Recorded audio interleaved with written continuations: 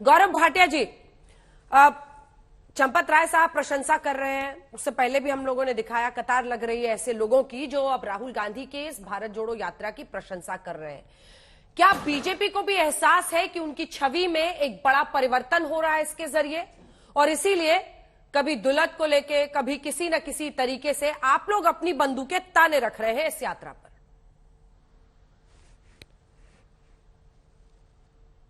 अंजना जी, सबसे पहले तो ये बता दे कि मेरी वॉइस एको कर रही है, अगर ठीक करा ले। अभी करा देती हूँ, वॉइस एको कर रही है उनकी, ठीक कीजिए। हाँ, धन्यवाद। बोलिए।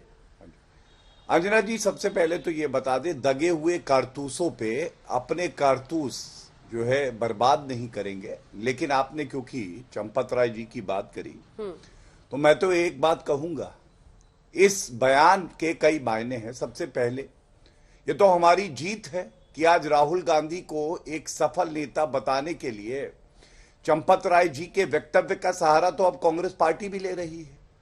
दूसरी बात, क्या ये कांग्रेस पार्टी के लिए सीख नहीं है अंजना जी?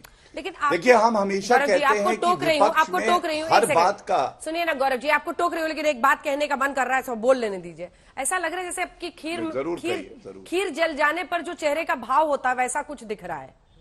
बीजेपी के सभी नेता कहते हैं ना कि हम संघ के कार्यकर्ता हैं, संघ से जुड़े हुए हैं। अब संघ के ही एक बड़े कार्यकर्ता अगर प्रशंसा कर रहे हैं तो क्या थोड़ा सा मतलब मुश्किल हो रहा है आप लोगों के लिए? अब अंजना जी, मैं अपनी बात पूरी कर लूं और मुझे उम्मीद है कि आप ठोकेंगी नहीं। बोलिए।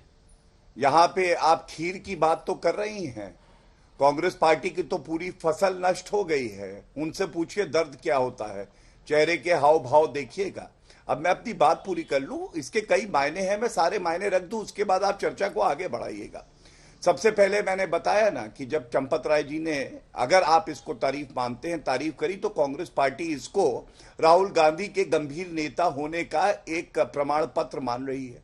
जीत तो हमारी है। दूसरी बात, कांग्रेस को इससे इसलिए सीखना चाहिए कि हम हमेशा कहते हैं हर बात का विरोध करना, हर बात की आलोचना करना, नरेंद्र मोदी जी को गाली देना।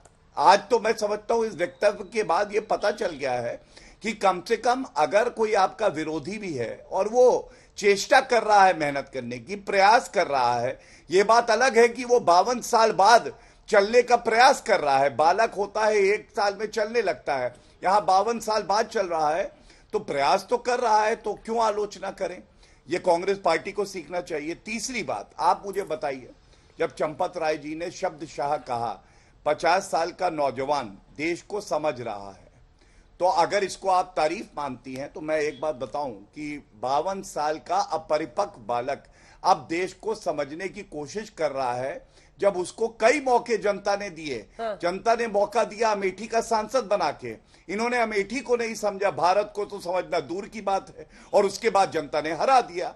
तो मैं केवल इतना कहूंगा, चंपत राय जी ने आज दिखाया है कि आपके मतभेद हो सकते हैं, लेकिन अगर कोई बालक, 50 साल का बालक, अपरिपक्व बालक प्रयास करे तो उसकी आलोचना नहीं करनी चाहिए, वरना उसका मनोबल टूट गया तो वो कभी चलेगा नहीं।